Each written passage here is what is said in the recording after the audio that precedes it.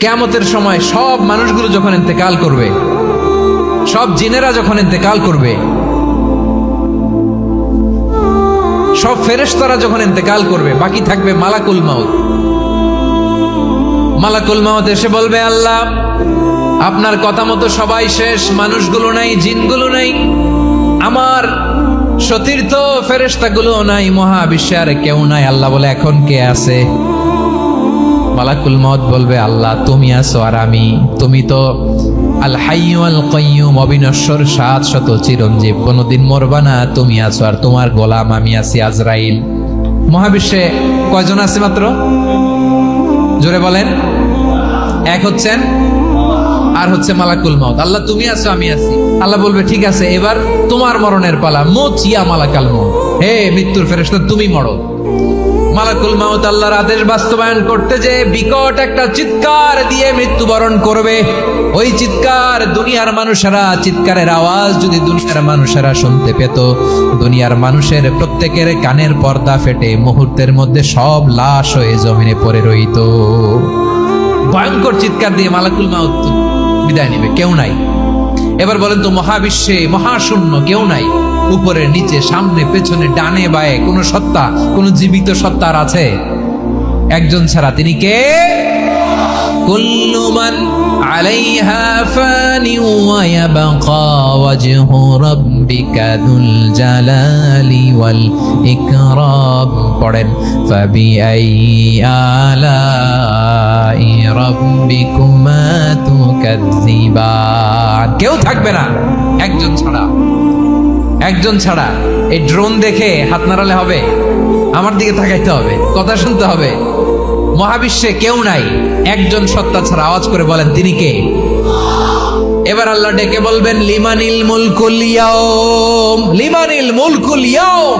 ক্ষমতা কার? Who belongs the kingdom today, who belongs the power authority today, who belongs the sovereignty today. আজকে ক্ষমতা কার? দুনিয়াতে ক্ষমতা নিয়ে এত কামড়াকামড়ি, দুনিয়াতে চেয়ার নিয়ে এত মারামারি, এত অত্যাচার, এত রক্তপাত, এত ব্লাডশেড। আজকে বলো তো ক্ষমতা কার? কার ক্ষমতা? মহাশূন্যে কোনো আওয়াজ নাই, শুধু আমার রবই বলবেন, লিমানিল মুলকুল ইয়াউম। আজকে ক্ষমতা কার? কোনো আওয়াজ নাই, উত্তর দেওয়ার মতো জীবিত কোনো সত্তা নাই, ফলে কেউ উত্তর দিতে পারবে না।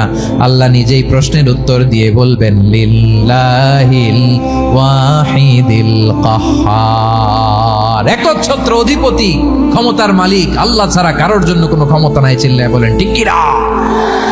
তাহলে আর রহমান আর রাহিমের পরে আমরা জানলাম আমার আল্লাহর আরেকটা সুন্দর গুণবাচক নাম হচ্ছে আল মালিক। কি নাম? আল মালিক, মানে দ্য কিং, রাজাধিরাজ, সব রাজার বড় রাজা, মহারাজা। এরপরে 4 নম্বরে আল্লাহ বললেন আল কুদ্দুস, তিনি হলেন আল কুদ্দুস। আল কুদ্দুস মানে হচ্ছে অতি পবিত্র, মহাপবিত্র, the most holy, the absolutely pure, যার কোনো খুঁত নাই। আল্লাহর কোনো খুঁত আছে? তিনি মহাপবিত্র। আল্লাহর পবিত্রতা যখন আমরা বর্ণনা করি, আল্লাহ খুশি হয়ে যান, কারণ তার সত্তার একটা বৈশিষ্ট্য হচ্ছে তিনি আল কুদ্দুস। বারোয়াখালীবাসী আল্লাহর নামটা একটু জপেন না, বলেন আল কুদ্দুস। সবাই আওয়াজ করে আল কুদ্দুস। অতি পবিত্র, তার মধ্যে কোনো অপবিত্রতার ছিটে ফোঁটা নাই, মহাপবিত্র, the most pure, the most holy, অতি পবিত্র। ফেরেশতারা বলেছিল, আল্লাহ আপনি মানুষ কেন বানাবেন? নাহনু নুসাব্বিহু বিহামদিকা ওয়া নুকদ্দিসু লাক। এই যে নুকদ্দিসু কুদ্দুস পাইছেন? তারা বলেছিল, আল্লাহ মানুষ কেন বানাবেন? মারামারি করবে, আমরাই তো ভালো, আমরাই আপনার মহিমা বর্ণনা করি, আমরাই আপনার পবিত্রতা বর্ণনা করি। নুকদ্দিসু লাক, তার মানে আল কুদ্দুস। আবার আমার নবী, বিশ্ব নবী যখন সিজদায় লুটিয়ে পড়তেন, আম্মা জানা এসে বলেন, আমরা তো সিজদার মধ্যে সুবহান রাব্বিয়াল আলা বলেই শেষ, কিন্তু বিশ্বনবী তাহাজ্জুদের নামাজে, নফল নামাজে, সুন্নত নামাজে 3 বার সুবহান রাব্বিয়াল আলা তাসবিহ পড়ার পরে তিনি পড়তেন, সুবহুন কুদ্দুসুন রাব্বুল মালাইকাতি ওয়ার রূহ। সুবহ কুদ্দুস রাব্বুল মালাইকাতি ওয়ার রূহ। সিজদায় লুটিয়ে পড়ে বিশ্বনবী এই দোয়াটা পড়তেন। নফল নামাজে, সুন্নাত নামাজে কিংবা তাহাজ্জুদের নামাজে সুবহান রাব্বিয়াল আলার পরে কি পড়তেন? সুবহুন। আওয়াজ করে বলেন সুবহুন। কুদ্দুসুন রব্বুল মালাইকাতি ওয়ার রূহ।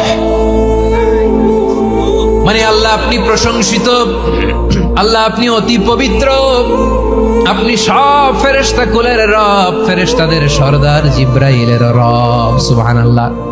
আজকে থেকে পড়বেন সিজদায়? হ্যাঁ, বারোখালীবাসী পড়বেন নাকি? হুজুর নামাজই তো পড়ি না। হ্যাঁ, এরকম নফল নামাজে, তাহাজ্জুদের নামাজে, সুন্নত নামাজে সিজদার যে তাসবিহ সুবহান রাব্বিয়াল আ'লা 3 বার পড়ার পরে আমার ভাইরা, মহিলা প্যান্ডেলে আমার যে মায়েরা বোনেরা আছে, আজকে তো রেকর্ড হয়ে যাবে, কালকেই ভিডিও পেয়ে যাবেন। 3 বার সুবহান রাব্বিয়াল আ'লা পড়ার পরে পড়বেন সুবহুন কুদ্দুসুন রব্বুল মালাইকাতি ওয়ার রূহ। পড়বেন তো ইনশাআল্লাহ। আবার বিশ্বনবী বলেন ইন্নাল্লাহা তাইয়্যিব লা ইয়াকবালু ইল্লা তাইয়্যিবা। আল্লাহ পবিত্র, পবিত্রতা ছাড়া তিনি কিছু গ্রহণ করেন না, অপবিত্র কোনো কিছু আল্লাহ গ্রহণ করে না। অনেকে আছে ঘুষ খায়, সুদ খায়, অন্যায় অপরাধ চাঁদাবাজি যা আছে সব করে, হারাম টাকা, হারাম উপার্জন। এই হারাম উপার্জন দিয়ে আবার মসজিদ বানায়, আছে না নাই? ইনকাম সবটাই হারাম, ওইটা দিয়ে আবার এতিমখানা বানায়, আছে না নাই? আছে। ওইটা আল্লাহ কবুল করবে না, কারণ আল্লাহ নিজে পবিত্র, পবিত্র না হলে কিছুই অ্যাকসেপ্ট করেন না। সুবহানাল্লাহ পড়েন।